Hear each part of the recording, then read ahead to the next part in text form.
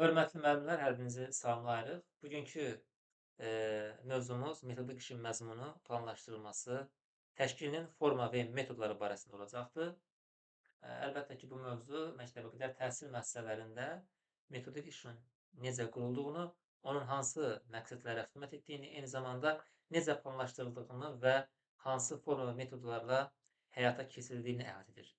Ümumiyyətlə, məktəbəqədər təhsil uşaqların intellektual, fiziki və psixi inkişafının, sadə əmək vərdişlərinin, eyni zamanda istedad və qabiliyyətlərinin aşkara çıxarılmasının, bununla yanaşı sağlamlığın qorunmasının və estetik tərbiyəsinin təmin olunduğu bir mühüm mərhələdir. Və bu prosesin keyfiyyətli həyata keçirilməsində pedaqoji kadrların səriştəliliyi və metodik işin səmərəli təşkili əlbəttə ki, mühüm yerə sahibdir.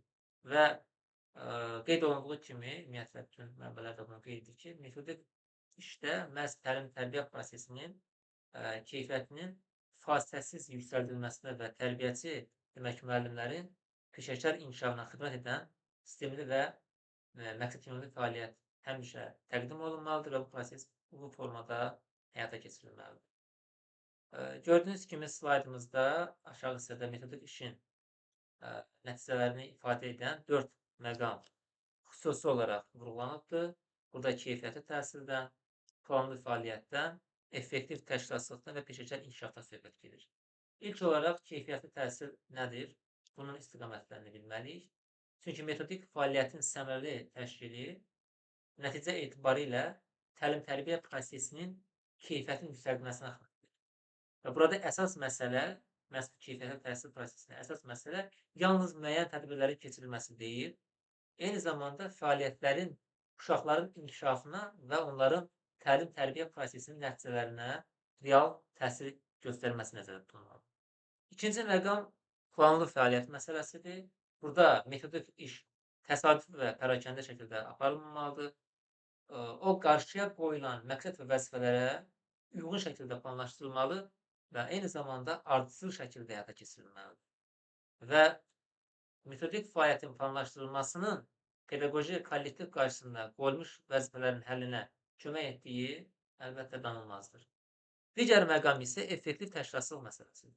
Burada metodik işin yalnız mövcud olması kifayət deyil, onun düzgün təşkili, seçilən forma və məzmun həll edilən məsələyə uyğun olmalıdır.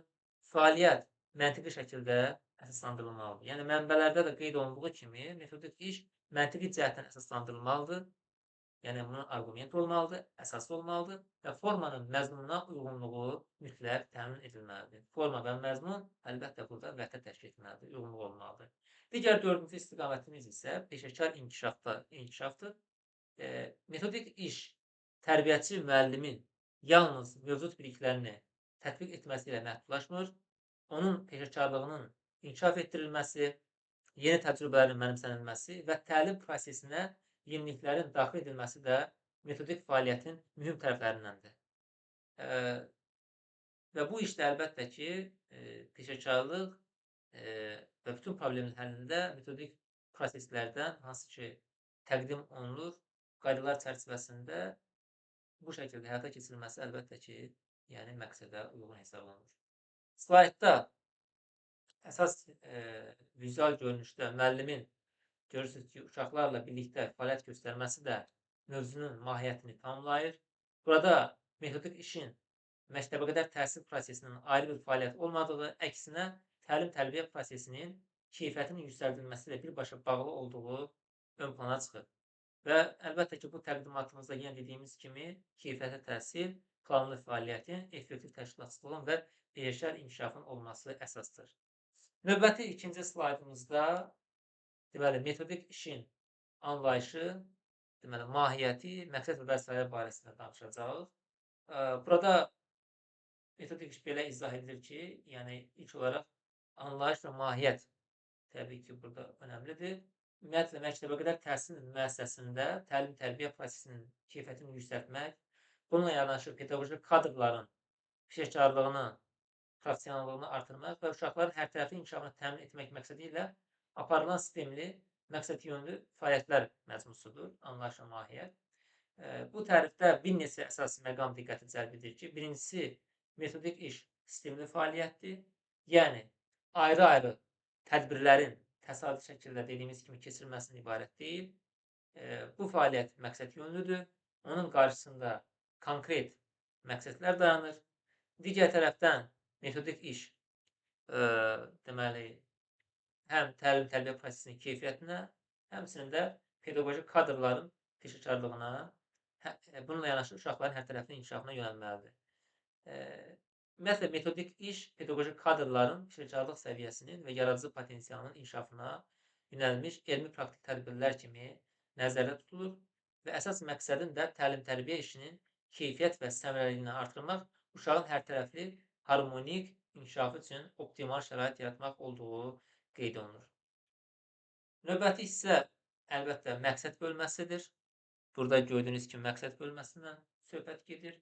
Yəni, təlim-tərbiyə işinin elmi əsaslarla təşkili, kadrların peşəkarlığının artırılması və uşaqların inkişafına şərait yaratmaq. Burada elmi əsaslarla təşkili xüsusi diqqətə layiqdir bu prosesdə.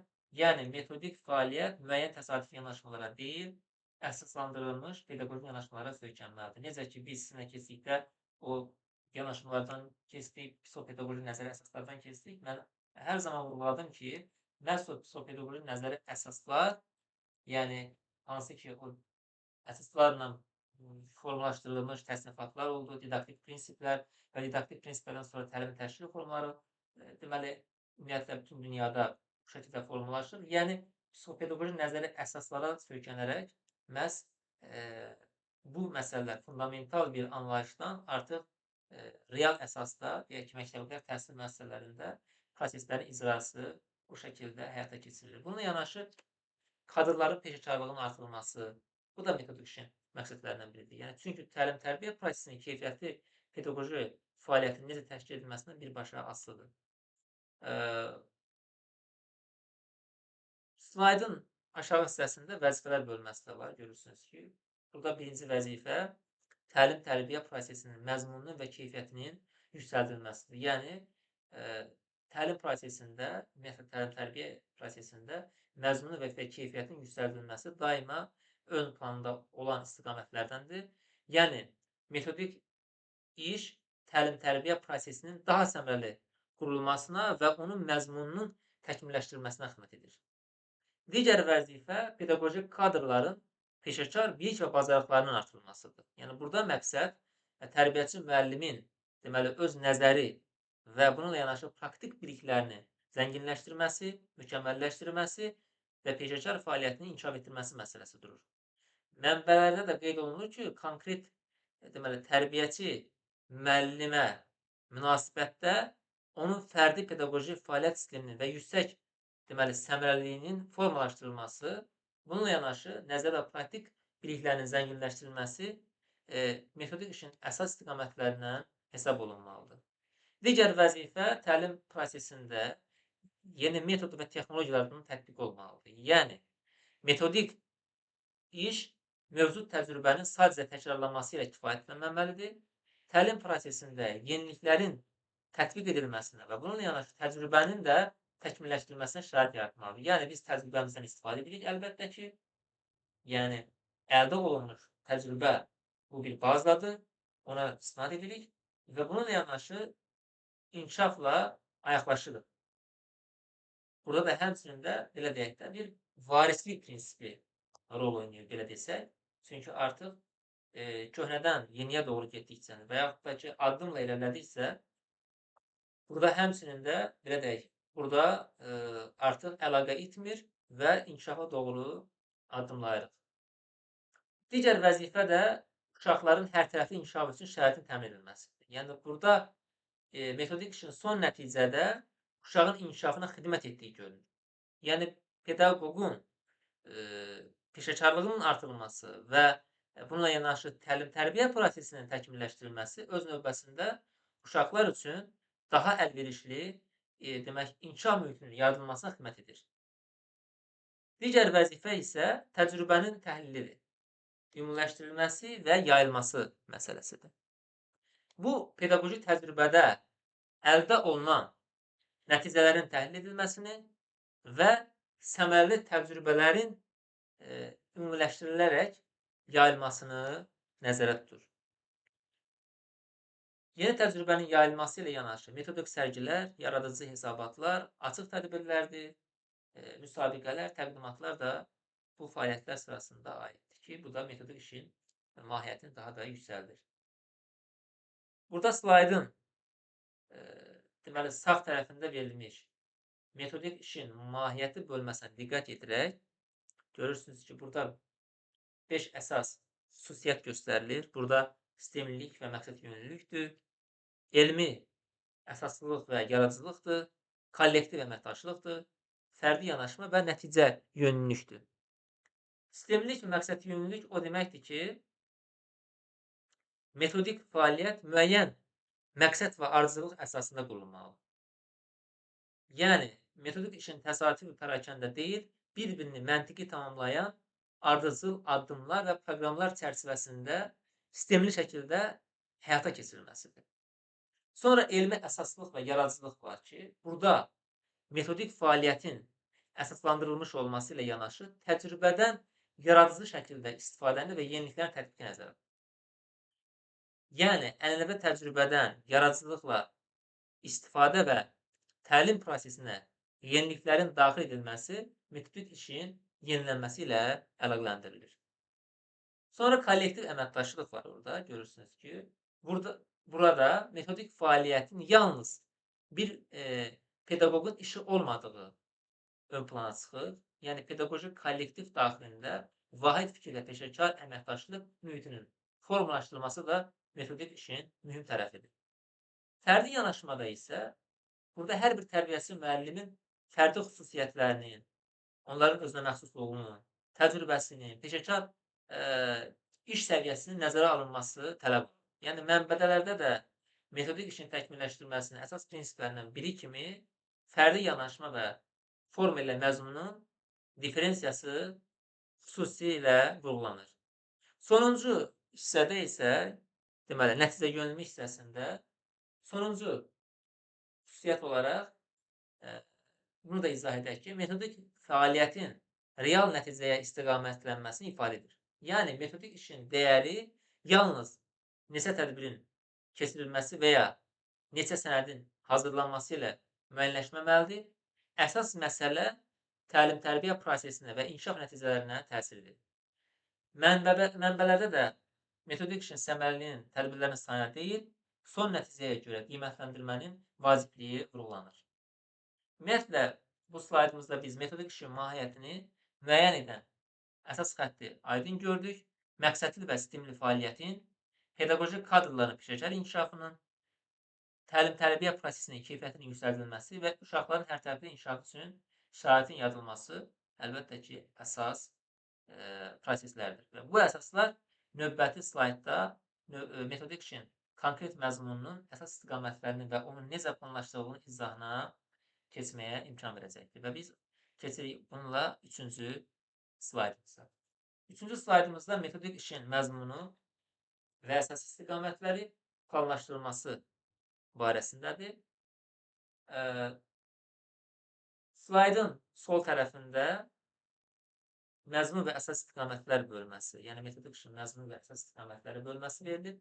Burada metodik işin məzmununun təhsil müəssisəsinin qarşısında duran prioritet və təxirə salınmaz vəzifələrin həllinə istiqamətləndiyi göstərilir. Yəni ki, metodik işin məzmunu ümumi və təsadüf şəkildə müəyyənləşdirilmir. Bunu biraz öncə də qeyd etdik. Yəni, qarşıda duran real və vacib pedaqoji vəzifələr nəzərə alınır. Bununla bağlı 3 əsas istiqamət göstərmişik burada. Birinci istiqamət, görürsünüz ki, təhsilin məzmununa verilən yeniliklərin tətbiq prosesinin elm metodik deməli, təminatıdır.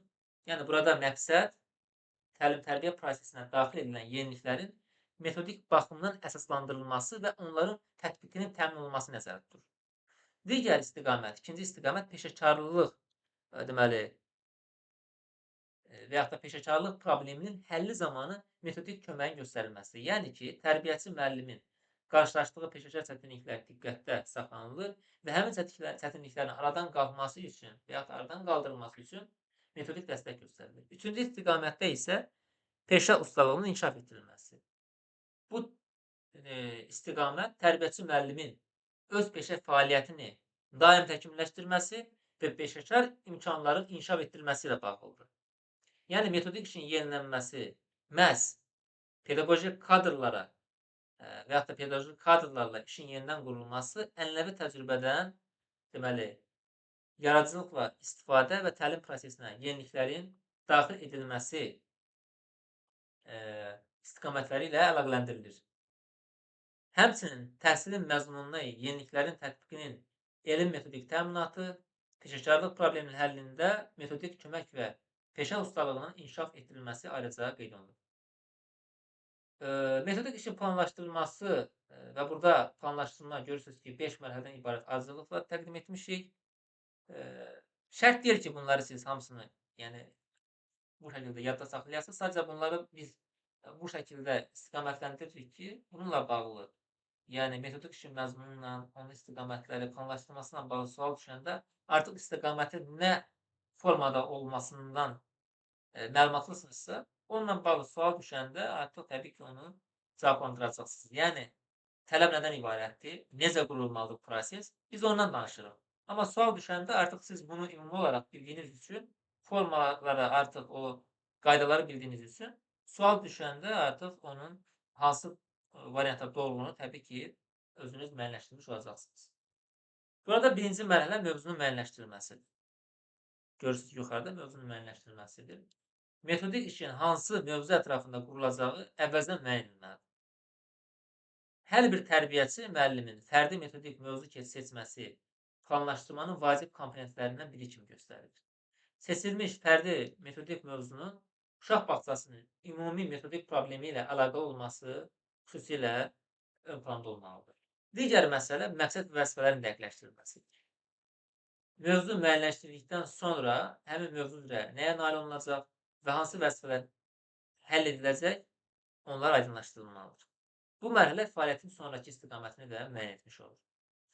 Üçüncü mərhələmiz fəaliyyətlərin və formaların seçilməsi mərhələsidir. Burada qarşıya qoyulan məqsədlərə və vəzifələrə uyğun olaraq hansı fəaliyyətlərin həyata keçiriləcəyi və hansı iş formalarının istifadə olunacağı müəyyənləşdirilir. Metodik işin məntiqi cəhətdən əsaslandırılması və formanın məzmununa uyğun olması burada önəmlidir.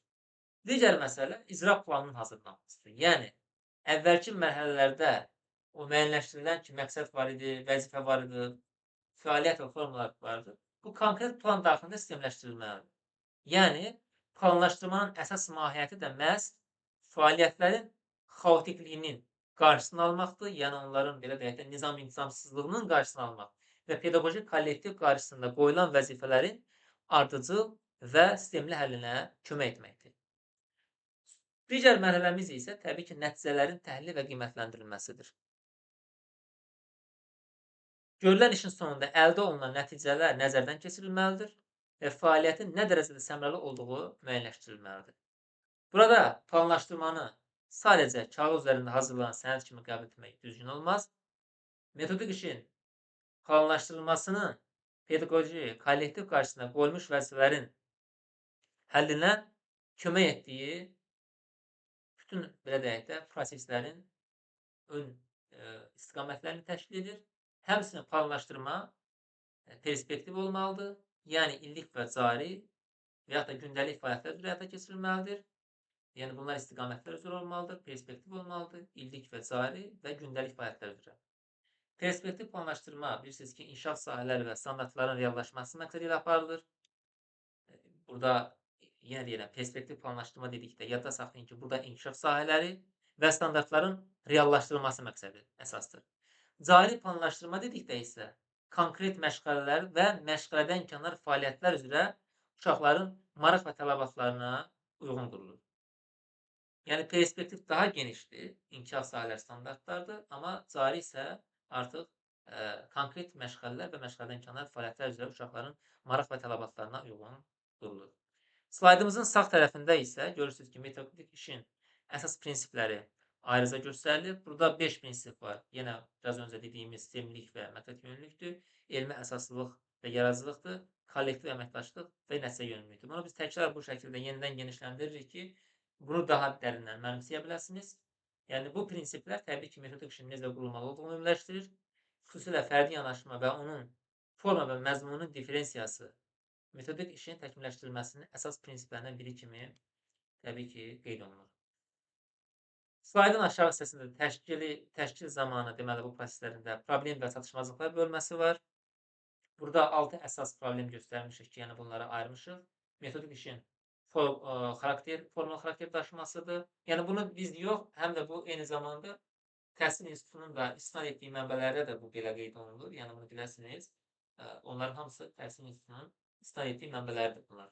Yəni biz o mənbələr əsasında ümumiləşdirmə aparırıq ki, çünki bilirsiniz ki, çərçivə sənədində də bu şəkildə verilibdir və qeyd olunur ki, məsələn, bura istinad edə bilərsiniz. Bu deyək ki, müəllifin yazdığı kitaba istinad edə bilərsiniz bu mövzu ilə bağlı. Biz də həmin o mövzuları ümumiləşdirib, orada nələr təqdim olunubsa, onu ümumiləşdiririk. Və təbii ki, bu istiqamətdə də suallar düşəcəkdir. Yəni. Dediyimiz kimi təşkil zamanı, yəni bu proseslərin təşkil zamanı problemlər və çatışmazlıqlar bölməsinə baxırıq. Burada 6 əsas problemi var. Metodik işin formal xarakter daşıması. Yəni deyirəm, bunu konkret alsın və əzbərləyim, buna aid sual düşəcək, belə bir şey yoxdur. Sadəcə olaraq siz bilməlisiniz ki, məsələn, problem çatışmazlığı nə ola bilər? Məsələn, metodik işin formal xarakter daşıması. Sonra planların kağız üzərində qalması. Yəni formal xarakter daşıyıb, belə deyək də, biraz sadələşdirim bu dillə. Metodik iş öz həllini, yəni icrasını doğru şəkildə icra etmir. Yəni formal xarakter daşıyır. Planlar kağız üzərində qalması. Yəni planlar yazılır, amma kağız üzərində qalır. Və bunlar problem çatışmazlıqlardır. Sonra yeniliklərə qarşı müqavimət. Yəni, məsələn, yeniliklər qəbul olunmalıdır. Hər hansısa bir müəllim, metodist qayıdır deyir ki, belə bir çıxış edir ki, yox, biz ənənəvi plandan istifadə etməliyik, sadəcə olaraq yeniliklərə açıq olmamalıyıq. Bu artıq yeniliklərə qarşı müqavimətdir. Sonra kadrların peşəkarlıq səviyyəsinin qeyri-bərabərliyi. Əlbəttə ki, hər bir kadr eyni səviyyədə deyil. Məsələn, birində təcrübə artıqdır, illərdir dərs keçir. Birində isə yeni biliklər daha yüksəkdir. Bu təbii ki, peşəkarlıq səviyyəsinin bu qeyri-bərabərliyidir. Yəni hər birində və yaxud da ümumilikdə bir müəllimin həm deyək ki, nəzəriyyə əsasları, həm təcrübəsi yüksəkdir. Digər müəllimdə onunla münasibətdə, onunla belə deyək də, necə deyirlər, müqayisə etdikdə zəifdir. Necə ki, məsələn, imtahan olacaqdır. Bir müəllim toplayacaq 55 bal, bir müəllim 35 bal toplayacaqdır. Əlbəttə, burada artıq deyək ki, bunların bilik və bacarıqlarında o fərqi necə ki, sertifikasiya imtahanı müəyyənləşdirir, eyni zamanda təcrübə bir başqa bir prosesdir ki, burada deyək ki, peşəkarlıq səviyyəsində qeyri-bərabərlik ola bilər. Bu, problem və çatışmazlıqlar təbii ki, bölməsinə aiddir təlimin təşkilində. Sonra monitorinq və təhlilin zəif aparılması. Necə ki, biz deyirdik ki, monitorinq aparılmalıdır, uşaqların, belə deyək də, o proseslər, hansı ki, sənədlər, qovluqlarla tutulurdu, orada portfolio, digər məsələlər, deyək ki, müşahidə əsasında. Bunlar deyək ki, zəif aparılırsa, əlbəttə, bu da problemlər və çatışmazlıqlardan bizə xəbər verir. Eyni zamanda motivasiya əməkdaşlığın çatışmazlığı. Əlbəttə, motivasiya çox önəmlidir. Ümumiyyətlə, motivasiya tək uşaqlara verilən təlim-tərbiyə prosesində yox. Eyni zamanda, məsələn, bugünkü sizin hazırlığınızda belə müəllimlərin sertifikasiyasında motivasiyanın yüksək olması əsasdır. Motivasiya yüksək olduqda, bu motivasiya birbaşa insan ruhu ilə əlaqəlidir. O yüksək olduqda, əlbəttə ki, sizin inamınız artır. İnam da uğurun yarısı deməkdir. Ona görə də uğura gedən yolda mütləq motivasiya olmaq lazımdır, inamlı olmaq lazımdır və bilmək lazımdır ki, mən əgər vaxt ayırıramsa, biraz da məntiqə əsaslanaraq, məntiqə güvənərək öz, belə deyək,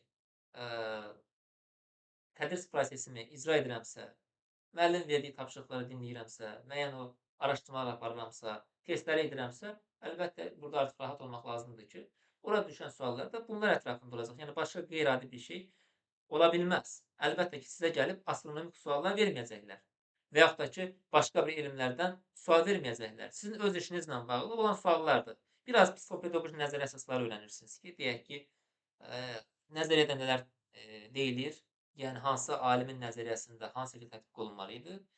Bunları bilməliyik, onları ayırd etməliyik. Müəyyən məsələlər, müəyyən sualların bir hissəsi isə sizin artıq öz məntiqinizə əsaslanacaq. Problem həll etmə məsələsi olsun, müşahidə məsələsi olsun, deyək ki, valideynlə əməkdaşlıq prosesi olsun. Məsələn, valideynlə əməkdaşlıq prinsiplərini bəzən heç elə məqamlar var ki, onları xüsusi əzbərləməklə yanaşı, eyni zamanda sizin gündəlik həyata tətbiq etdiyiniz proseslərdir. Məsələn, mən bu mövzuya necə yanaşa bilərəm ki, burada bir müsbət bir nəticə olsun və yaxud da bu mövzuya mənim yanaşmam əksinə olsa, bu həm valideynlə münasibətə və yaxud da deyək ki, uşağın formalaşmasında, inkişafında problem ola bilər deyə bunu insan özü də təbii ki, anlayır, dərk edir və bütün bu proseslər də onun üzərində qurulur. O baxımdan da yenə deyirəm ki, motivasiya olmaq lazımdır və əməkdaşlıq məsələsini burada biz önə çıxardıq. Əməkdaşlıq da əlbəttə ki, istənilən sahədə əməkdaşlıq olmalıdır. Yəni əməkdaşlıq olmayan bir sistemdə, bir cəmiyyətdə əlbəttə inkişaf da olmaz. Burada əməkdaşlıq artıq bir-birinə əlaqəlilik, burada həm də inteqrasiya var, inteqrativlik var ki, burada əlaqələr qurulur və əlaqələr nəticəsində əlbəttə ki, düzgün, demək, metodik işin təşkili də həyata keçirilir.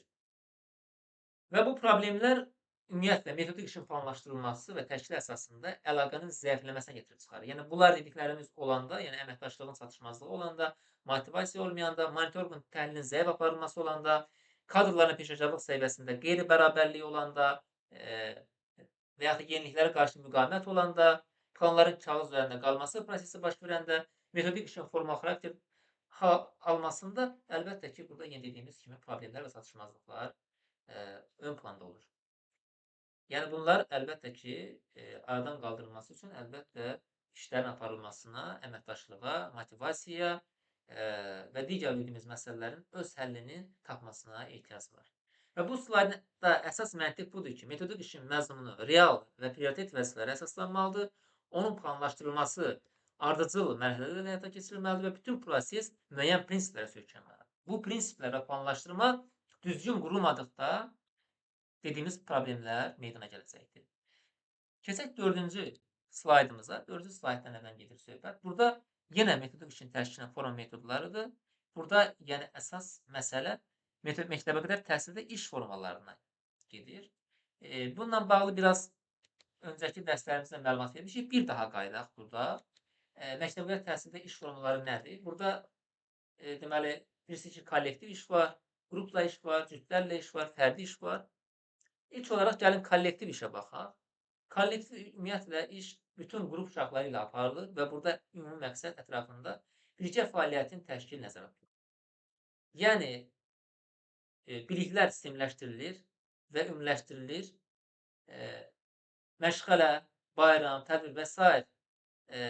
kimi nümunələrlə burada proseslər icra olunur. Bu kimi fəaliyyətlər zamanı uşaqlar ümumi işin iştirakçısına çevrilirlər və vahid məqsəd istiqamətində fəaliyyət göstərirlər. Kollektiv iş bütün qrupla vahid hədəf üçün təşkil edilən iş kimi təqdim olunur və ümumi təlimatların verilməsi musiqidir, rəqsdir, bədən tərbiyəsi istiqamətlərində olan fəaliyyətlərdə əlbəttə bunlar deməli istifadə olunan bir iş formasıdır. Digər forma qrup işidir. Burada uşaqlar kiçik qruplarda slaydda da göstərildiyi kimi təxminən 4-6 deyək ki, uşaqlardan ibarət qruplarda fəaliyyət göstərirlər. Məsələn, 4-6 deyək ki, biz bunu bir istiqamət kimi seçmişik. Təbii ki, burada bu seçim fərqli ola da bilər. Bu forma əməkdaşlıqdır, fikir mübadiləsidir, birgə fəaliyyət bacarıqları kimi proseslərin inkişafına imkan yaradır. Eyni zamanda layihə, araşdırma, oyun fəaliyyətlərinin araşdırma layihə dedikdə təbii ki, uşaqlara uyğun şəkildə oyun fəaliyyətlərinin təşkilində istifadə olunur. Yəni, qrup işi zamanı uşaqlar birlikdə düşünə bilir, birgə fəaliyyət göstərə bilir və qarşıya qoyan işi bölüşdürərək yerinə yetirirlər. Digər iş isə cütlərlə işdir. Digər forma olan cütlərlə işdir. Bu zaman fəaliyyət iki uşaqla aparılır. Cütlərlə iş uşaqlar arasında ünsiyyətin, əməkdaşlığın və qarşılıqlı yardım bacarıqlarının formalaşmasına şərait yaradır. Burada didaktik oyunlardır, müxtəlif tapşırıqların təşkil olunması da əsasdır. Yəni, cütlərlə iş zamanı uşaqların bir-birinə kömək etməsidir, əməkdaşlıq etməsidir və qarşılıqlı məsuliyyəti dərk etməsi imkanının yarandığı əlbəttə əsas proseslərdən. Digər məsələ fərdi iş məsələsidir. 4-cü formadır, iş formasıdır. Bu forma uşağın fərdi xüsusiyyətlərinə və ehtiyaclarına əsaslanır. Burada uşağın özünəməxsus xüsusiyyətləri nəzərə alınır və fərdi tapşırıqlar, müşahidədir, söhbətdir və məşğələlərdən istifadə olunur. Fərdi iş xüsusilə bilik və bacarıqların möhkəmləndirilməsi üçün səmərəli deməli bir istiqamətdir və fərdi işin uşaqların potensial imkanlarının müəyyənləşdirilməsi və onların müstəqil fəaliyyət göstərməsi üçün imkan yaratdığı da əlbəttə danılmazdır. Bu 4 iş formasına birlikdə baxdıqda vacib bir məqam ortaya çıxır. Onların heç biri bütün hallarda digərindən üstün deyil.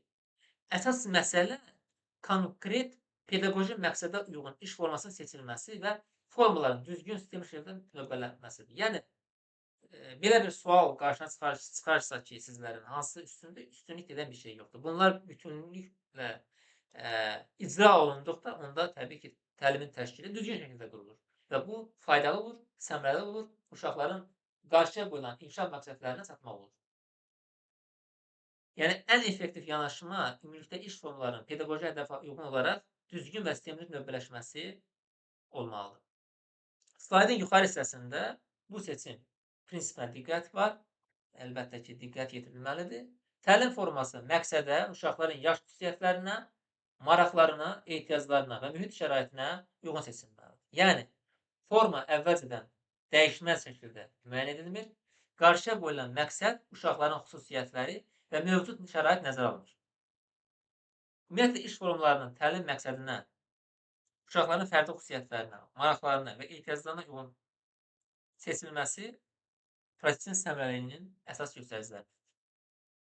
Slaydın sağ tərəfində təlim təşkilində istifadə olunan metodlar hissəsinə baxaq. Birinci metod söhbət və müzakirədir. Bu metod uşaqların öz fikirlərini ifadə etməsinə və düşüncələrini sistemləşdirməsinə kömək edir. Yəni burada müəllim yalnız məlumat verən tərəf kimi çıxış etmir. Bununla yanaşı uşaqların fikir söyləməsinə, mövzu ətrafında düşünməsinə və öz fikirlərini ifadə etməsinə şərait yaradır. Digər metod didaktik oyunlardır. Slaydda didaktik oyunların öyrənilməsi nə qədər əhəmiyyətli olduğunu əlbəttə ki, göstərir. Yəni, didaktik oyunların öyrənməni əyləncəli etdiyi və bilikləri praktikada möhkəmləndirdiyi danılmazdır. Məktəbqədər təlim prosesində oyun əsaslı yanaşmanın əhəmiyyəti xüsusidir. Xüsusilə tətbiq etmə mərhələsində uşaqların əldə etdikləri bilik və bacarıqları möhkəmləndirmək üçün mövzuya uyğun oyundan istifadə edilməsi daha məqsədə uyğundur. Digər metodumuz yaradıcı fəaliyyətlərdir. Rəsmdir, yapmadır, quraşdırmadır, musiqi və hərəkətli oyunlar bu fəaliyyətlər sırasındadır. Və bu fəaliyyətlərin məqsədi uşağın yaradıcı inkişafını dəstəkləməkdir. Burada uşağın yalnız hazır nümunəni təkrarlaması yox, öz fəaliyyətini ortaya qoyması və yaradıcılığını ifadə etməsi olmalıdır. Dördüncü metodumuzda isə müşahidə və araşdırmadır. Bu metod təbiət və ətraf mühitlə tanışlıq zamanı tətbiq olunur və uşağın maraq və tədqiqatçılıq qabiliyyətinin inkişafına şərait yaradır. Müşahidə zamanı uşaq ətrafında baş verənləri izləyir və həmin fəaliyyət haqqında məlumat əldə edir. Uşaqları tanımağın ən yaxşı yollarından biri də deməli, müşahidə vasitəsilə xüsusilə prosesləri izləmək, onların maraq və meyllərini, ünsiyyətini, sosial və emosional bacarıqlarını müəyyənləşdirmək olur. Digər metod isə layihə əsasında öyrənməkdir. Bu metodun uzunmüddətli fəaliyyətlər vasitəsilə biliklərin inteqrasiyasını təmin edir. Yəni, fəaliyyət bir anda başa çatmır. Müəyyən müddət ərzində davam edir və müxtəlif bilik və fəaliyyət sahələri bir-biri ilə əlaqələndirilir. Yəni, layihələşdirmə metodunun təcrübəyə tətbiqi tərbiyəsinin peşəkarlığı və pedaqoji hazırlığı ilə birbaşa əlaqəlidir. Slaydımızın aşağı hissəsində isə yaxşı təcrübə başlığını görürsünüz. Bu nə deməkdir? Burada metodik işin uğuru üçün 3 məqam xüsusi vurğulanır. Uşaqların aktiv iştirakı, təlimin maraqlı və əyləncəli olması, müsbət emosional mühit və mütəmadi yanaşmalar olmalıdır. Bu məqamlar iş forması və metodun düzgün seçilməsi ilə birbaşa əlaqəlidir. Çünki seçilən forma və metod uşağın fəaliyyətə cəlb olunmasına, onun marağının qorunmasına və təlim prosesində fəal iştirakına imkan yaradır. Ümumilikdə bu slayd belə deyək, qoyulan bu proses, daha doğrusu bu slaydımız bizə göstərir ki, yəni burada müzakirə etdik. Bizə göstərir ki, metodik işin təşkilində həm iş formasının, həm də metodun düzgün seçilməsi vacibdir. Yəni forma uşaqların necə təşkil olunacağını, fərdi, sonra cütlərlə, qrup və kollektiv şəkildə işləyəcəyini müəyyən edir. Metod isə həmin fəaliyyətin hansı üsulla həyata keçiriləcəyini müəyyənləşdirir. Əsas prinsip isə bunların məqsədə, uşaqların xüsusiyyətlərinə və mövcud şəraitə uyğunlaşdırılmasıdır. Bir daha deyirəm ki, forma uşaqların necə təşkil olunacağını, yəni fərdidir, yoxsa cütlərlə işdir, kollektiv yoxsa qrupdur, bunu müəyyən edir. Metod isə həmin fəaliyyətin hansı üsullarla həyata keçiriləcəyini müəyyənləşdirir. Prinsipimiz isə birdir, uşaqların xüsusiyyətlərini mövcud şəraitə uyğunlaşdırmaq və onların inkişafını təmin etmək. Keçid alırıq 5-ci slaydımız. Burada bir daha problemlər və çatışmazlıqlar bölməsinə baxırıq. Bu daha genişlənmiş formasıdır. Biraz öncə danışdıq. Bir daha bunun üzərinə qayıdacağıq. Çünki sual sizə düşəndə, artıq problemlərdən, çatışmazlıqdan düşəndə təlimin təşkil formalarında bunları bildikdən sonra əlbəttə ki, onlara cavab tapmaq asandır və mütləq ki, bunu bilənlər o suallara cavab tapacaq. Slaydın əvvəlində qeyd olunduğu kimi, metodik işin səmərəliliyi müxtəlif amillərdən asılıdır. Lakin praktikada bir sıra problemlər və çatışmazlıqlar müşahidə olunur. Bu məqam vacibdir, çünki metodik işin planlaşdırılması və təşkili özlüyündə kifayət deyil. Əsas məsələ onun real pedaqoji fəaliyyətə necə təsir etməsidir.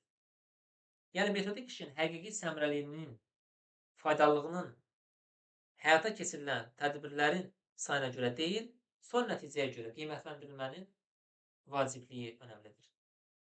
Əsas problemlər başlığı altında görürsünüz ki, 6 problem göstərmişik. Birinci problem metodik işin formal xarakter daşımasıdır. Bayaq dediyimiz kimi, yəni slaydda bu görüşlərin plan üzrə deyil, formallıq xatirinə keçirilməsi kimi izah etmişik. Yəni, metodik fəaliyyətin əsas məqsədi məzmunlu və faydalı pedaqoji fəaliyyətin təşkili olduğu halda, əgər proses, belə deyək, yalnız formal şəkildə həyata keçirilirsə, onun real səmərəsi azalır. Metodik işdə formalizmə yol verilməməlidir. Bu çatışmazlıqdır və bunu aradan qaldırmaq önəmlidir. Sonra ikinci problem, biraz öncə qeyd etdiyim kimi, məsələnin kağız üzərində qalmamasıdır. Planların kağız üzərində qalmaması, yəni qalmamalıdır. Qalmasıdırsa, bu artıq həmin o fəaliyyətin çatışmazlıq prinsipinə aiddir.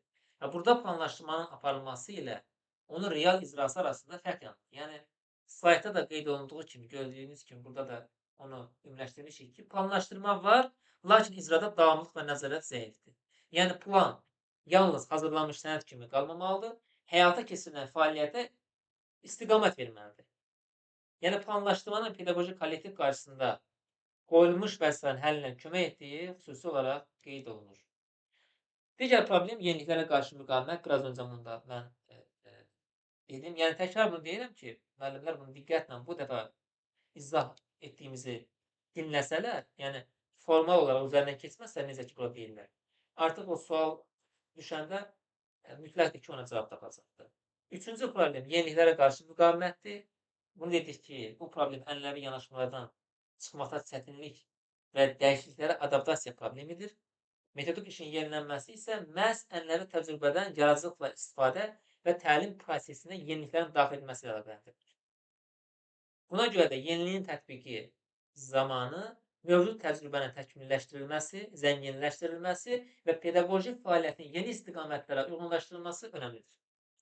Digər problem, yenə dediyimiz kimi, kadrların peşəkarlıq səviyyəsinin qeyri-bərabərliyidir və bu da tərbiyəçi müəllimlərin biliş və bacarıqları arasında fərqlərin olması ilə izah edilir. Burada bütün pedaqoji kadrların eyni təcrübəyə, eyni peşəkar hazırlıq səviyyəsinə malik olmadığını nəzərə almaq lazımdır. Elə buna görə də metodik iş zamanı fərdi yanaşma mühüm əhəmiyyət daşıyır. Metodik işin təşkilində tərbiyəçi müəllimin təcrübəsinin, peşəkarlıq səviyyəsinin, motivasiya xüsusiyyətlərinin və öz səriştəliliyinə münasibətinin nəzərə alınması vacibdir. Digər proses dediyimiz kimi monitorinq və təhlilin zəif aparılmasıdır. Yəni, bu fəaliyyət nəticələrinin müntəzəm təhlil olunmaması kimi təqdim olunur. Əgər görülən işin nəticələri mütəmadi şəkildə təhlil edilmirsə, hansı fəaliyyətin səmərəli olduğunu, hansı istiqamətdə dəyişikliklərə ehtiyac olduğunu biz müəyyənləşdirmiriksə, əlbəttə ki, bu çatışmazlıqdır.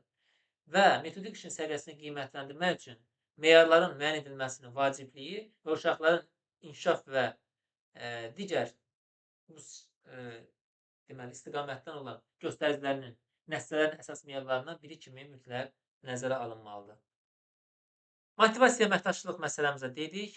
Yəni, pedaqoji fəaliyyətdə qarşılıqlı dəstəyin və motivasiya səviyyəsinin aşağı olması bu göstəricinin deməli, ifadəsidir. Yəni, metodik işin səmərəli təşkili üçün pedaqoji kollektiv daxilində əməkdaşlıqla müvafiq motivasiya mühiti mütləq qurulmalıdır, yaradılmalıdır və metodik işin stimullaşdırıcı rolunun kollektivdə psixoloji mikroiqlimin, yəni kiçik bir iqlim şəraitinin yaxşılaşması tərbiyəçi müəllimlərin məmnunluğunu və yaradıcı fəaliyyətin artmasıyla nəticələnəcəkdir. Çıxış yolları və tövsiyələrimiz də var. Aşağıda görürsünüz ki, burada çıxış yolları, tövsiyələr bölməsi var. Burada problemlərin aradan qaldırmaq üçün istiqamətimizdir. Yenə biraz öncə dediyimiz kimi bu istiqamətlər metodik işdə sistemlik və məqsəd yönlülükdür. Planların icrası nəzarətin və monitorinqin təmin olunmasıdır. Metodik yanaşmaların tətbiqinə açıq mühitin yaradılmasıdır. 4-cü istiqamətimiz tərbiyəçi müəllimlərin peşəkar inkişafı üçün davamlı dəstək və təlimlərin təşkilidir. 5-ci istiqamətimiz isə motivasiya mühitinin yaradılmasıdır və əməkdaşlığın ölçələndirilməsidir. Yəni, bütün bunların hamısı əlbəttə ki, adından məlum olduğu kimi bu proseslərin, bu problemlərin, bu çatışmazlığın aradan qaldırılması üçün əsasdır. Məsələn, 5-ci istiqamətə dediyimiz motivasiya mühitinin yaradılması və əməkdaşlığın ölçələndirilməsindədir. Burada məqsəd pedaqoji kollektivdə qarşılıqlı dəstəyin və yaradıcı fəallığın gücləndirilməsidir. Yəni, kollektivdə mənəvi psixoloji iqlim şəraiti yaradılır, mənəvi maddi rəğbətləndirmə olur.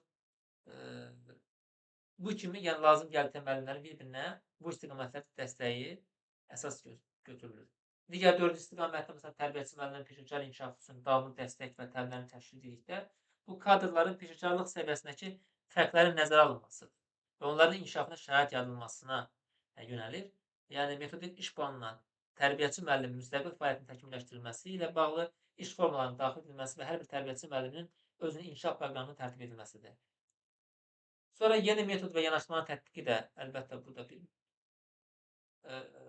yanaşmadır. Bu da açıq mühitin yaradılması, yəni burada əsasdır. Bu yeniliklərə qarşı müqavimətin azalmasına və metodik işin yenilənməsinə şərait yaradır. Mənbədə də qeyd olunur ki, ümumiyyətlə təlim prosesinə yeniliklərin daxil edilməsi əsasında toplanmış təcrübənin təkmilləşdirilməsi metodik işin yenilənməsi istiqamətlərindən biridir.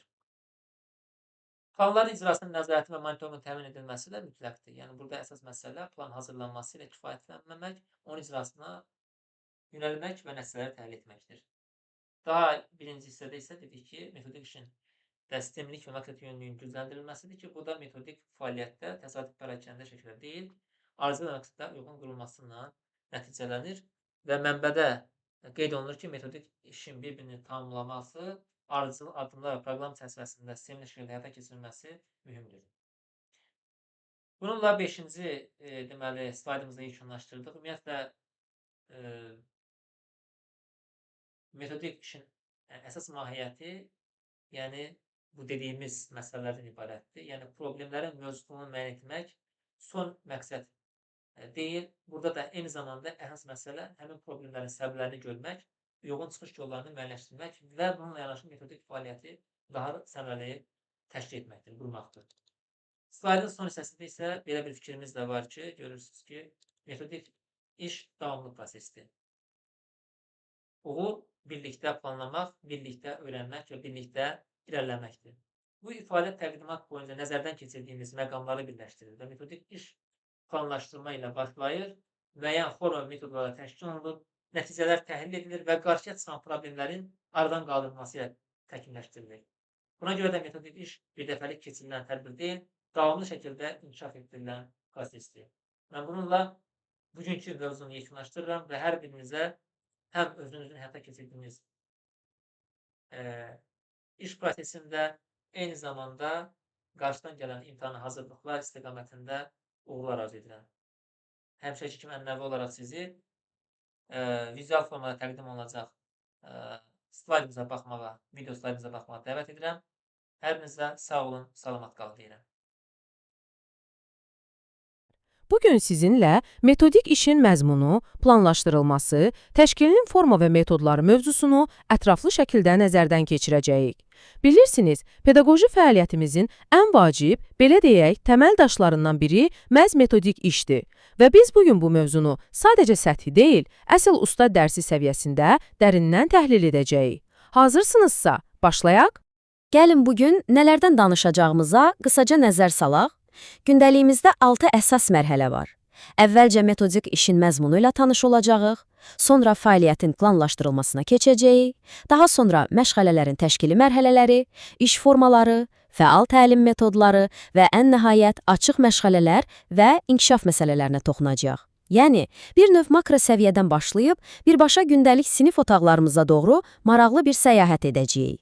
Beləliklə, birinci bölməmiz metodik işin məzmununun mahiyyəti. Bilirsiniz, metodik iş heç də çoxlarının düşündüyü kimi sadəcə quru sənədləşmə deyil. O, əslində, bütövlükdə təhsil sistemimizin məqsəd və vəzifələrinin əsl təməlidir. Hər şey məhz məzmunun düzgün qurulmasından başlayır. Baxın, təsəvvür edin ki, metodik işin məzmununu yaradırıq. Bu heç vaxt şablon şəklində, necə deyərlər, havadan götürülə bilməz. Bəs hardan başlamalıyıq? İlk növbədə, təbii ki, dövlət sənədlərinə, yəni məktəbə qədər təhsil müəssisələri haqqında sənədlərə istinad etməliyik. Amma gəlin razılaşaq ki, yalnız rəsmi sənədlərlə iş bitmir. Sizin pedaqoji kollektivinizin fərdi tərkibi, oradakı tərbiyəçi müəllimlərin şəxsiyyəti, peşəkar fəaliyyəti mütləq diaqnostik şəkildə öyrənilməlidir. Digər vacib məqam isə uşaq bağçasının həm cari, həm də son nəticələrinin təhlilidir. Yəni, nəticələri dərindən təhlil edirik ki, hər bir müəssisə məhz öz reallığına uyğun, həqiqətən işləyən, real bir məzmun formalaşdıra bilsin. Təbii ki, mühit daim dəyişdiyinə görə metodik işdə mütləq yenilənməlidir. Yaxşı, bu yenilənmə necə baş verir? Cəsarətlə. Bəli, köhnəlmiş o ənənəvi təhsil sistemindən cəsarətlə imtina etməliyik. Amma bir dəqiqə, bu o demək deyil ki, keçmişi tamamilə silib atırıq. Qətiyyən. Əksinə, biz indiyə qədər toplanmış təcrübəni sistemli şəkildə dərk edərək, ondan böyük bir yaradıcılıqla istifadə etməliyik. Metodik işin yenilənməsində əsas istiqamətlər hansılardır? Təhsilin məzmununa yeniliklərin gətirilməsinin elmi metodik təminatı, hər hansı problem yarandıqda müəllimlərə o dəqiqə metodik köməyin göstərilməsi və əlbəttə ki, ən əsası, peşə ustalığının dayanmadan davamlı inkişaf etdirilməsi. İndi isə çox maraqlı bir sual ortaya çıxır. Bəs biz gördüyümüz bu işin həqiqətən səmərəli olduğunu necə biləcəyik? Baxın, burada həlledici olan səmərəlilik meyarlarıdır. Çox vacib bir məqamı qeyd etmək istəyirəm. Zəhmət olmasa bunu heç vaxt unutmayaq. Metodik işin əsl dəyəri keçirdiyimiz iclasların, tədbirlərin sayı ilə ölçülmür. Onun əsl qiyməti birbaşa son nəticəyə görə verilir. Bizim birinci əsas meyarımız uşaqların inkişaf göstəricilərinin artmasıdır. Yəni, hər bir uşaq öz inkişafı üçün optimal səviyyəyə çata bilirmi? İkinci meyarımız isə bizim, yəni müəllimlərin özü ilə bağlıdır. Kollektivdəki psixoloji mikroiqlimin yaxşılaşması, müəllimlərin yaradıcı fəallığı, işdən aldıqları məmnuniyyət artırmı? Əgər bu iki meyar özünü doğruldursa, əmin ola bilərsiniz ki, metodik işiniz tamamilə düzgün təşkil olunub. Keçirik ikinci bölməmizə fəaliyyətin planlaşdırılması, yəni təlim prosesinə təşkilati xarakter verilməsi. Biz bayaqdan danışdığımız o mükəmməl məzmunu reallaşdırmaq üçün nə etməliyik? Təbii ki, bizə strukturlaşdırılmış, mənalı və nəticə yönümlü bir plan lazımdır. Planlaşdırma deyəndə ağlınıza ilk nə gəlir? Əslində, hər şey müəllimin fərdi inkişafından, onun müstəqil fəaliyyətindən başlayır. Hər bir tərbiyəçi müəllim özü üçün mütləq spesifik bir metodik mövzu seçməli və bir neçə ilə əhatə edən şəxsi özünün inkişaf proqramı tərtib etməlidir. Burada məqsəd odur ki, müəllim daim özünü təkmilləşdirsin. Təcrübədə xüsusilə yeni texnologiyalardan hesab olunan layihələşdirmə metodunun tətbiqini mütləq vurğulamalıyam. Bu metod sözün əsl mənasında çox güclüdür. Niyə? Çünki layihələr uşaq böyük fəaliyyətinin məzmununu elə zənginləşdirir ki, o oyun formasında realizə olunur və uşaqları o quru, darıxdırıcı məşğələlərdən ayırıb məhz yaradıcı fəaliyyətə cəlb edir. İndi isə gəlin baxaq görək o rəsmi planlaşdırma özü necə həyata keçirilir. Ekranda perspektiv, yəni illik planlaşdırmanın standart sxemini görürsünüz. Cədvəlimizdə 6 vacib sütun var. Gəlin dərindən nəzər salaq. Standartlar, bu sütun məşğələdə reallaşdıracağımız dövlət tələbləridir. Məşğələ və mövzular hissəsi isə öyrədiləcək dərsin özünü və məzmununu bildirir. Sonra gəlir inteqrasiya. Bu çox vacibdir. Yəni, öyrəndiyimiz mövzunun digər fənlərlə və inkişaf sahələri ilə əlaqəsi necə təmin olunacaq? Daha sonra resurslar, yəni istifadə edəcəyimiz bütün materiallar və nəhayət tarix, dərsin dəqiq zaman çərçivəsi. Amma bir şeyi də unutmayaq. Bu illik plandan əlavə biz mütləq cari planlaşdırmada aparmalıyıq. O cari plan ki, məhz alt standartların həyata keçirilməsini və gündəlik məşğələlərimizi tənzimləyir. Üçüncü bölməmiz məşğələlərin təşkili, mərhələləri, yəni dərslərin ardıcıl quruluşu. Deməli, planımızı çox gözəl qurduq. Bəs bu planı sinifdə uşaqlarla reallıqda necə həyata keçirəcəyik? Hər bir effektiv planlaşdırılmış məşğələnin öz təbii, məntiqi bir ardıcıllığı, yəni mərhələləri var. Məktəbə hazırlıq qruplarında fəal təlim metodları ilə işləyiriksə, dərsimiz qəti şəkildə 3 əsas mərhələdən ibarət olmalıdır. Birinci mərhələmiz aktuallaşdırmadır. Bunu bəzən motivasiya da adlandırırıq. Bu o demək deyil ki, sadəcə dərsə başlamaq üçün nəsə deyirik. Xeyr, bu mərhələdə biz uşaqların mövzu haqqında artıq bildikləri, beyinlərində olan o mövcud bilikləri ustalıqla üzə çıxarıb səsləndiririk. İkinci mərhələ isə dərk etmədir. Artıq burada yeni bilik və bacarıqlar uşaqlar tərəfindən fəal, tədqiqatçı formada öyrənilir. Onlar sözün əsl mənasında kəşf edirlər. Və ən nəhayət, üçüncü mərhələmiz – tətbiq etmə. Öyrəndiklərimiz yaddaşda, havada qalmamalıdır. Uşaqlar o qazandıqları bacarıqları dərhal praktikada, özdə əksər hallarda mövzuya uyğun maraqlı oyunlar vasitəsilə tətbiq edirlər. İndi gəlin diqqət yetirək bu məşğələlərin həftəlik bölgüsünə. Məktəbə hazırlıq qruplarında, xüsusən 5 yaşlı balalarımız üçün həftəlik yük tam dəqiqliklə 12 saatlıq məşğələdən ibarətdir. Gəlin mütəxəssis gözü ilə bu rəqəmlərin arxasındakı məntiqə baxaq. Ətraf aləmlə tanışlıq həftədə 1 saat, savad təliminə hazırlıq və nitq inkişafı təbii ki, ən vacib istiqamətlərdən biri olduğuna görə 2 saat. Bədii təfəkkürün inkişafı 1 saat, məntiqi və riyazi təfəkkürün inkişafı 2 saat. Daha sonra gəlir təsviri fəaliyyət. Bura bildiyimiz rəsm, yapma, quraşdırma kimi o yaradıcı fəaliyyətlər daxildir. Bu da həftə aşırı olmaqla 2 saat. Musiqi və fiziki mədəniyyət isə hər biri 2 saat olmaqla yükümüzü tamamlayır. Görürsünüzmü? Bu 12 saatlıq sistem elə nizamlanıb ki, 5 yaşlı uşaq məktəbə həm intellektual, həm də fiziki cəhətdən tam hərtərəfli hazır olsun. Amma, əziz müəllimlər, bu saatların tədrisində çox ciddi fizioloji rejim qaydaları var və onlara əməl etmək bizim hər birimizin vəzifəsidir. Mənbələrimiz xüsusi olaraq qeyd edir, bir məşğələnin müddəti tam olaraq 30 dəqiqə olmalıdır. Nə az, nə çox. Məşğələlər arası mütləq 10 dəqiqəlik fasilə verilməlidir ki, uşaqlarımız dincəlsin. Və burada çox incə, lakin həqiqətən həyati əhəmiyyət daşıyan bir detal var. Xahiş edirəm, diqqətli olun. Zehni gərginlik tələb edən o məşğələlərdə tam 11 dəqiqədən sonra uşaqlara mütləq idman məşğələsi keçirilməlidir. Bu mütləq şərtdir. Bütün bu tədris prosesi isə həftədə 4 gün, gündə 3 məşğələ olmaqla planlaşdırılır. Məhz bu cür qrafiklə uşaqlar heç vaxt həddindən artıq yüklənmir və onların o incə fiziki tarazlığı mükəmməl şəkildə qorunur. Gəldik 4-cü bölməmizə. İş formaları, yəni təlim prosesində fəaliyyət növləri. İndi isə öyrənmə mühitinin o sosial quruluşuna nəzər salaq.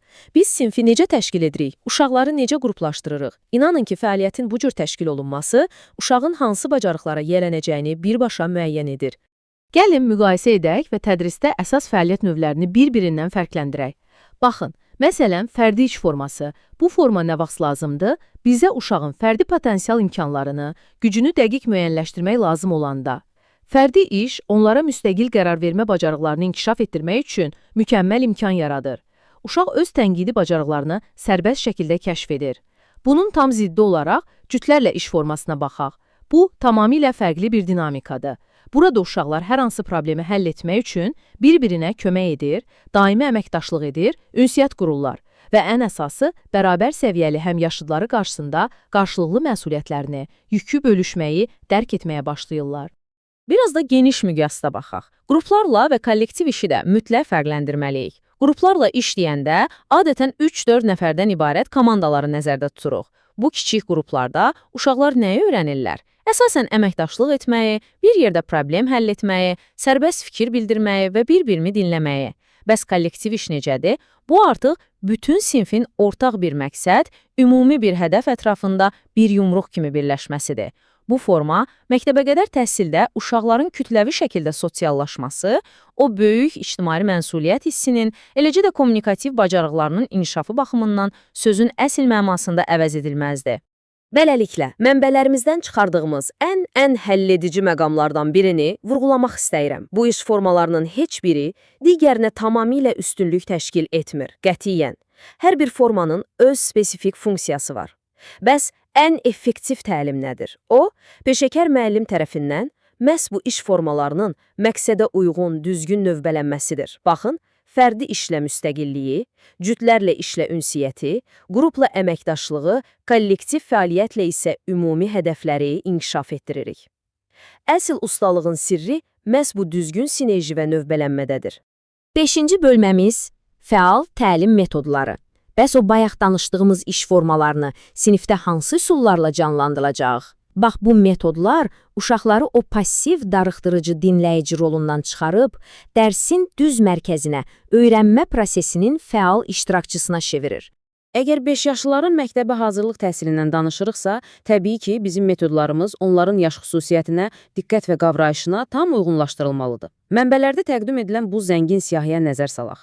Əqli hücum, rollu oyunlar, söz assosiasiyası, tap-tapmaca, nağıl etmə, müzakirə və diskussiya, suallar və şakələndirmə. Bu üsulların hamısının bir ortaq məqsədi var. Uşağın həm idraki fəaliyyətini maksimuma çatdırmaq, həm də eyni zamanda onu o həddindən artıq yorucu intellektual yüklənmədən qorumaq. Məsələn, bir tap-tapmaca və ya nağıl etmə vasitəsilə uşaq passivlikdən çıxır və öyrəndiyini inanın ki, hiss etmədən belə ən dərin məlumatları çox fəal şəkildə mənimsəyir.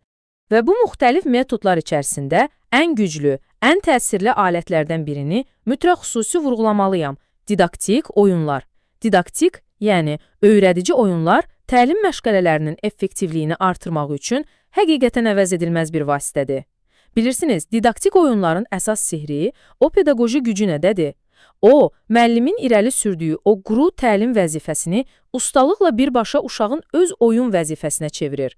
Müəllim, uşağın oyuna olan o təbii, fitri marağından elə gözəl istifadə edir ki, təlim uşaq üçün çox əlverişli və son dərəcə cəlbedici bir hala gəlir. Beləliklə, öyrənmə prosesi məcburiyyət olmaqdan çıxır, könüllü və əyləncəli bir fəaliyyətə çevrilir. Nəhayət, gəlib çatdıq 6-cı və sonuncu bölməmizə. Açıq məşğələlər və inkişaf. Biz bu qədər planlaşdırma etdik, metodlar öyrəndik, təşkilati işlər gördük. Bəs bütün bunları nümayiş etdirməyin, həmkarlarımızla o dəyərli təcrübə mübadiləsini aparmağın ən yaxşı yolu nədir? Gəlin görək, peşəkarlıq necə reallaşır?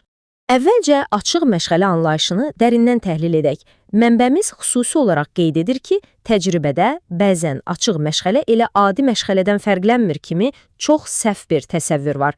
Lakin mütləq yadda saxlamaq lazımdır. Bu, metodik işin xüsusi hazırlanmış təlim formasıdır. Açıq məşğələdə tərbiyəçi sadəcə gündəlik dərsi keçmir. O, konkret metod və üsulları tətbiq etdiyi hər hansı bir metodik ideyanın həlli üzrə özünün yenilikçi təcrübəsini həmkarlarına nümayiş etdirir. Özü də bu məşğələ mütləq müəssisənin ümumi metodik problemi ilə çox sıx əlaqəli olmalıdır. Təbii ki, buna görə də açıq məşğələlər üçün çox ciddi, qəti tələblər irəli sürülür. İlk növbədə hamının əzbər bildiyi, geniş yayılmış ənənəvi metodikadan istifadə etməklə kifayətlənmək qətiyyən olmaz. Çünki bu, həmkarların səriştəliliyinin yüksəldilməsinə heç bir xidmət etmir. İkinci və mən deyərdim ki, ən vacib şərt məşğələ uşaqları normadan artıq yükləməməlidir. Açıq məşğələdə də uşaqlar adi gündəlik məşğələdə mənimsəyə biləcəkləri qədər bilik almalıdırlar. Sadəcə qonaqlar var deyə şou xatirinə uşaqları əlavə materialla yükləmək qəti qadamandır. Və nəhayət, bu fəaliyyət bağçanın ümumi metodik probleminin həllinə işıq salmalıdır. Bəs dərsimiz bitdikdən sonra nə baş verir? Açıq məşğələnin təhlili, inanın ki, ənənəvi yoxlama hesabat xarakteri daşımır. Metodik iş planı əsasən təşkil edilən bu proses 3 ardıcıl addımdan ibarətdir. Əvvəlcə, söz məşğələni aparan tərbiyəçinin özünə verilir. O çıxış edərək, işin qısa təsvirini, qarşıya qoyduğu məqsədi və əldə olunan nəticələri elan edir. Daha sonra, burada nəzarət məqsədi olmadığı üçün qonaqların, yəni həmkarların çox dəyərli rəy və məsləhətləri dinlənilir. Son mərhələdə isə əsl fəal müzakirə, fikir mübadiləsi və diskussiya həyata keçirilir. Və məhz bu sağlam müzakirə birbaşa bütün kollektivin ümumi inkişafına təkan verir. Ustad dərsimizin yekununda isə müəllimin fərdi, davamlı inkişafı məsələsinə mütləq toxunmaq istəyirəm. Peşəkar səviyyəni qorumaq və inkişaf etdirmək asan iş deyil. Mənbələrimiz bizə konkret yollar göstərir. Müxtəlif seminarlarda və peşəkar qruplarda aktiv iştirak etmək, fəaliyyətinizi, o boyda zəhmətinizi əks etdirən peşəkar müəllim portfolyosu yaratmaq və təcrübəli mentorlarla sıx işləmək. Və burada mənbədə çox ibrətamiz, çox simvolik bir ifadə yer alır. Sinfinizin qapılarını açın. Bəli, digər mütəxəssislər üçün sinfinizin qapılarını açaraq siz həm onların rəylərindən nələrsə öyrənir, həm də öz unikal təcrübənizi cəmiyyətlə bölüşürsünüz. İndi izahımızı bitiririk, amma sizə belə bir sual vermək istəyirəm. Bugün öyrəndiyiniz hansı fəal metod, hansı yeni iş forması və ya planlaşdırma aləti ilə sabah öz sinfinizin qapılarını həmkarlarınız və yeniliklər üçün daha inamla, daha cəsarətlə aça bilərsiniz. Bu barədə həqiqətən düşünməyə dəyər. Diqqətinizə və vaxtınıza görə hər birinizə dərindən təşəkkür edirəm. Uğurlar.